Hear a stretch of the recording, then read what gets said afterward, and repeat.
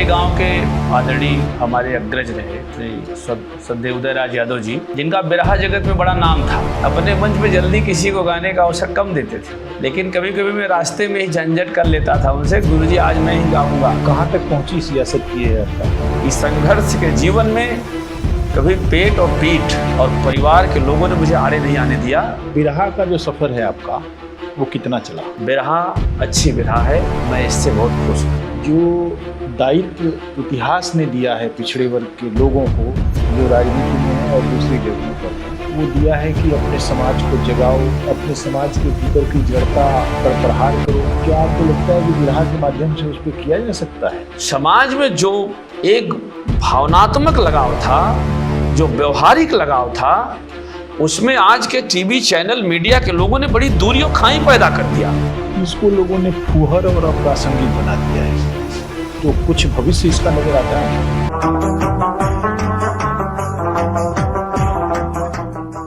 दुनिया की हर चीज के पीछे राजनीति होती है और हर कथन के पीछे भी राजनीति होती है, लेकिन माओ त्से तुंग ने ये कहा कि राजनीति से बड़ी संस्कृति होती है और संस्कृति में ही दुनिया की सारी चीज़ें सन्निहित होती हैं। उन्होंने चीन में महान सर्वहारा सांस्कृतिक क्रांति की और 1949 में चीन में क्रांति हुई। माओ त्से तुंग भारत के नज़दीक के विचारक हैं और पूरब के विचारक हैं। पश्चिम में खंडन मंडनवादी विचारधारा के विरोध में उन्होंने घिसी पिटी सारी चीज़ों का विरोध किया और वो छाया भारत पर जो मौलिक चिंतक हैं उन पर पड़ती ही पड़ती दिखती है। बिरहा भी 1970 के आसपास राजनीति का एक बड़ा वाहक बन गया। चौधरी चरण सिंह का उत्तर प्रदेश की राजनीति में आना और लोक की तरफ जाना, क्योंकि चौधरी चरण सिंह एक ऐसे नेता थे जो किसानों की तर्जुमानी करते थे, तरफदारी करते थे, और किसानों की बौद्धिक विरासत थी बिरहा, और उन्होंने उसको इतनी गहराई से छुआ कि उनकी बातों को, उनके कथन को, उनकी तमाम सारी चीज़ों को बिरहियों ने अपनी बातचीत, अपनी गायकी का हिस्सा बनाया। इससे पहले लाल बहादुर शास्त्री ने जय जवान और जय किसान का नारा दिया, वह भी बिरहा में आया, और बिरहा की मूल थीम अगर देखा जाए तो वो जवान और किसान पर केंद्रित रही है। मुझे याद है 84 में जब श्यामलाल यादव बनारस से लोकसभा का चुनाव लड़ रहे थे तो हीरालाल जी को लेकर जाया करते थे गांव में, और हीरालाल जी जैसे ही अपनी करताल बजाते थे तो पूरा का पूरा गांव वहां जुट जाता था और उनसे ये बातचीत की जाती थी कि श्यामलाल जी को वोट दिया जाए। ऐसे तमाम सारे राजनीतिक लोगों ने, राजनीतिक पार्टियों ने बिरहा का इस्तेमाल किया और लगातार चीज़ें होती रहीं। बहुत सारे बिरहिए राजनीति में गए, उन्होंने बहुत पैसा कमाया, बहुत बड़ा पद हासिल किया और तमाम सारी चीज़ें हुई। बिरहा एक गेटवे भी है जो राजनीति में ले जाता है लोगों को, जो दूसरी जगहों पर ले जाता है। उसी गेटवे के एक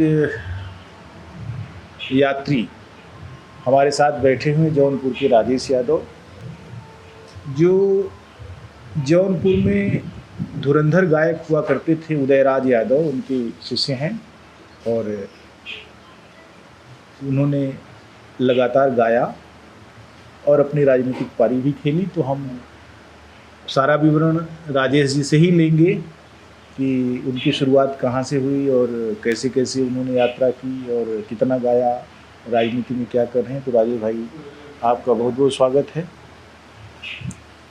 सबसे पहले तो मुझे ये बताइए कि आपका जन्म कब हुआ और कहाँ हुआ, आपका गांव कौन सा है? आदरणीय, आपको शुक्रिया। मैं सन 1978 10 फरवरी 1978 को एक गांव है बशावकपुर देवापार मड़ियाऊ जौनपुर में पैदा हुआ। वहीं से मेरी शिक्षा दीक्षा हुई और मेरे गांव के आदरणीय हमारे अग्रज रहे श्री सदैव उदयराज यादव जी, जिनका बिरहा जगत में बड़ा नाम था और मैंने उनसे बिरहा जगत में बहुत कुछ सीखा भी और देखा भी। वो विद्वान थे, उन्होंने LLB किया हुआ था, प्रैक्टिशनर नहीं थे। और बिरहा जगत में मैंने उनसे बहुत कुछ समझा, दाव पेच को। और उनके साथ भी काफ़ी जगह मैं जाया करता था। और जहाँ पे हालांकि उनकी एक अच्छी आदत भी थी, अपने मंच पे जल्दी किसी को गाने का अवसर कम देते थे वो। लेकिन कभी कभी मैं रास्ते में ही झंझट कर लेता था उनसे, गुरुजी आज मैं ही गाऊंगा। तो कहते थे कि अच्छा चलो, एक वंदना तुम्हारे लिए है। तो मुझे याद है बालचरण जी से कार्यक्रम था खमरिया में जी। तो श्रद्धेय गुरुजी आज नहीं हैं, टीम के लोग भी काफ़ी नहीं हैं। तो वो खड़े हुए तो बालचरण जी का भी नाम अच्छा था, ठंडी का समय था, वो गा के बैठे तो गुरुजी को खड़ा होना था।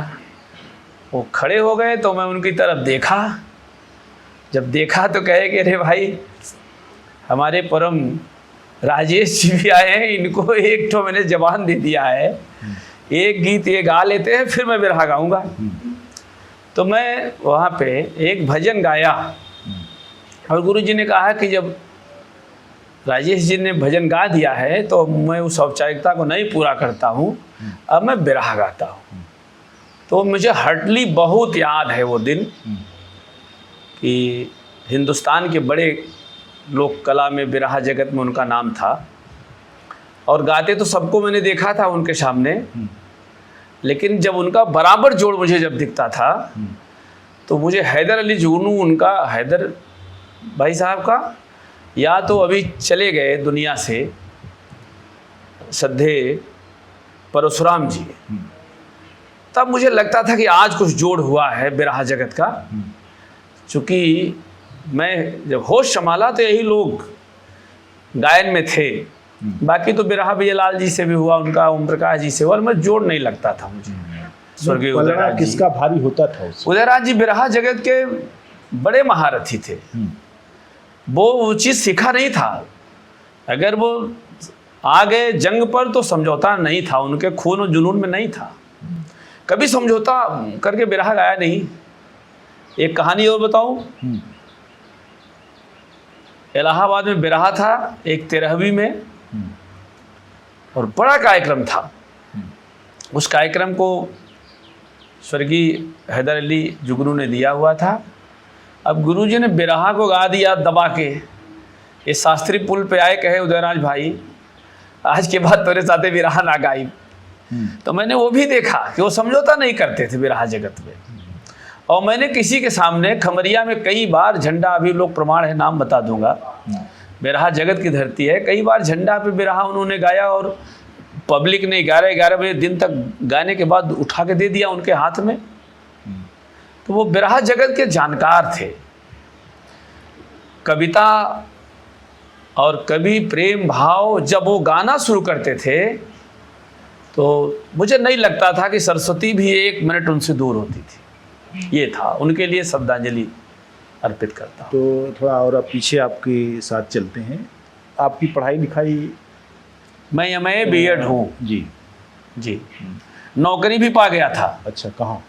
प्राइमरी में टीचर हो गया था, लेकिन एक कदम मेरे फिर चले। पीछे जाना चाहता हूँ, सन 1995-96 की बात है। सियासत में एक बड़ा परिवर्तन हुआ। हमारे जनपद के कद्दावर और बड़े नेता हुआ करते थे श्रद्धेय पारसनाथ यादव जी, और वो बरसठी से MLA हुआ करते थे। जब वो मड़ियाहू में आए तो हमारे समय के नौजवानों में एक बड़ी क्रांति आई।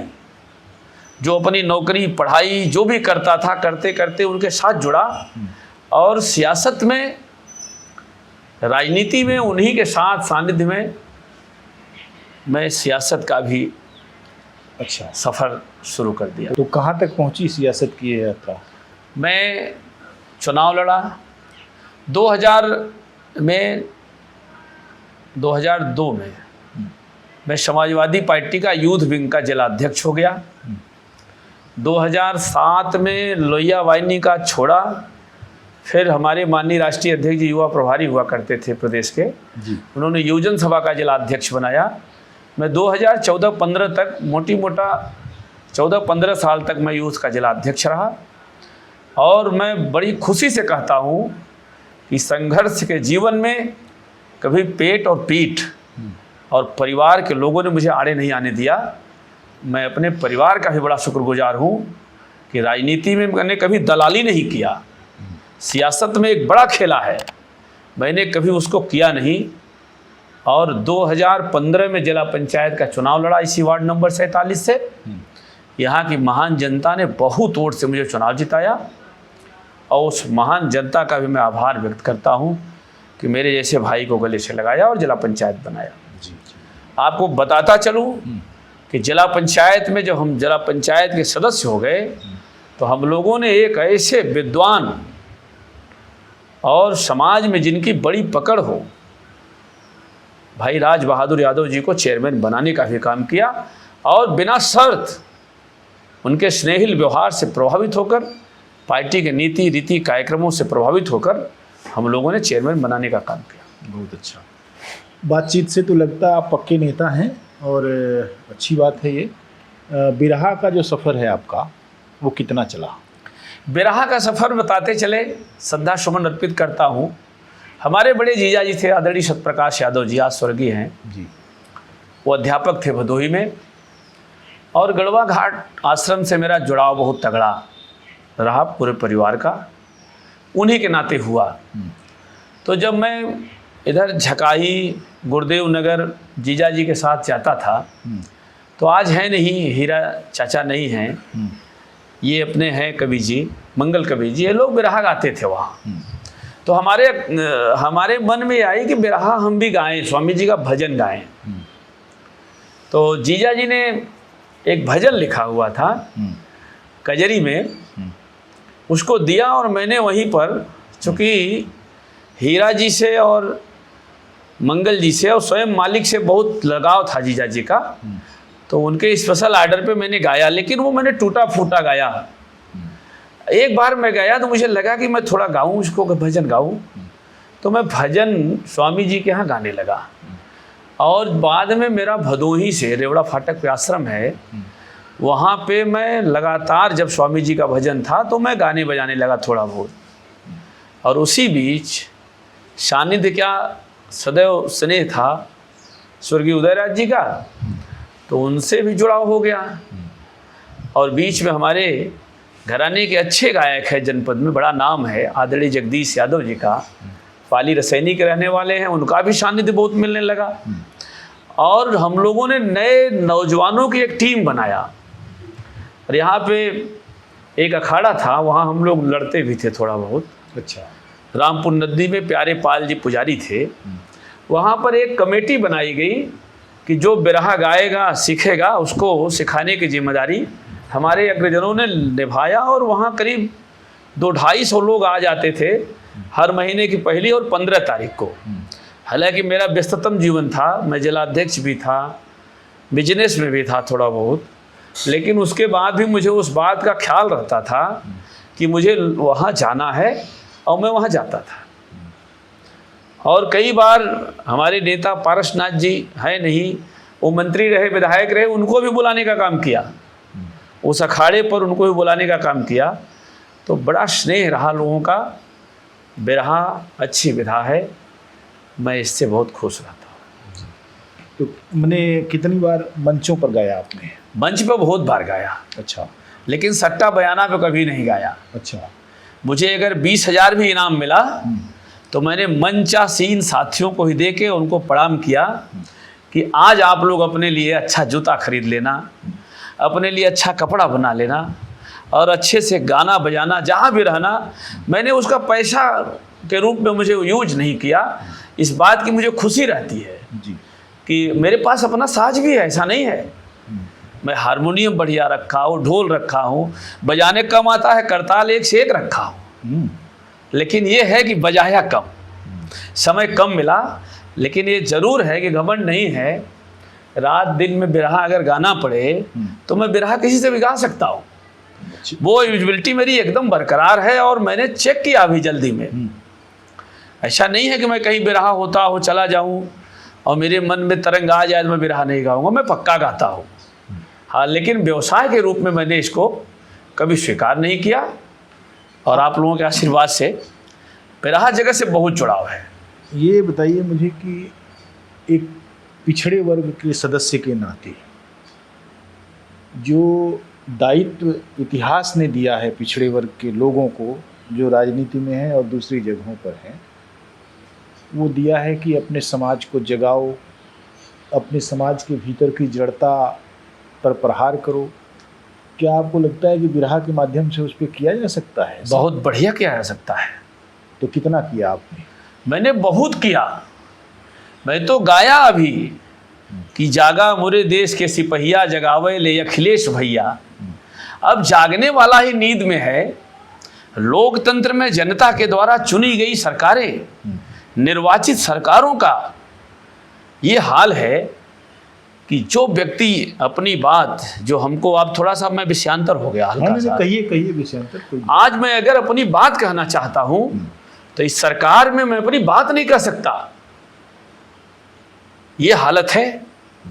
और समाज के लोगों ने, समाज में जो एक भावनात्मक लगाव था, जो व्यवहारिक लगाव था, उसमें आज के टीवी चैनल मीडिया के लोगों ने बड़ी दूरी और खाई पैदा कर दिया। और वो खाई आज आप समझ लें इतनी ज़्यादा बढ़ा दिया था कि हम लोगों को बहुत पीछे जाके काम करना पड़ा, बहुत पीछे जाना पड़ा।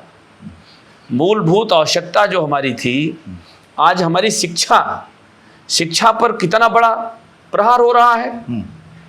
शिक्षा के मंदिरों को बंद किया जा रहा है। मैं तो कंपोजिट विद्यालय का नाम सुना था, अभी देखता हूँ दारू की जो इस तरह की मदिरा की दुकानें, उस पर कंपोजिट लिखा हुआ है। और तब हम बात करते हैं जी, हम आज किस हिंदुस्तान की बात करते हैं। अच्छा, बिरहा को लेकर एक सवाल लगातार उठता है, जो प्रबुद्ध लोग हैं वो उठाते हैं। इसकी चेतना को लेकर लोगों ने इसको बहुत डल माना और इसको गंवारों का गाना कहते रहे वो।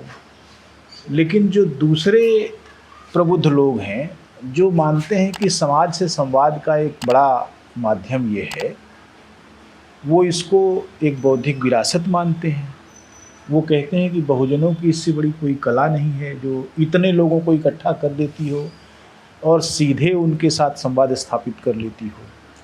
तो ऐसे में ये दूसरा सवाल इसी के साथ जुड़ा हुआ उठता है कि इसको लोगों ने फूहर और अप्रासंगिक बना दिया है।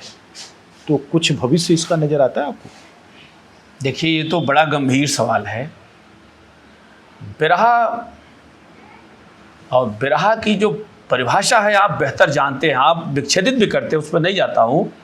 लेकिन कहीं न कहीं अगर समाज कह रहा है तो बिरहा में वो बात का मिश्रण भरपूर दिखता है। और जो निश्चित तौर पे अभी कई गायक हैं, वो शादी विवाह के गीतों में गाया, कहीं भी इस तरह गाया, वो मैं गा नहीं सकता, चूँकि फुहरता इस धरोहर की निशानी नहीं है। बिरहा में स्वर्गीय रामदेव जी गाते थे, प्रबुद्ध भी सुनता था, स्वर्गीय बुल्लू जी गाते थे, सब सुनते थे, हमारे स्वर्गीय उदयराज जी गाते थे, भीड़ लग जाती है। और हमारे यहाँ अभी जगदीश यादव जी गा रहे हैं बढ़िया।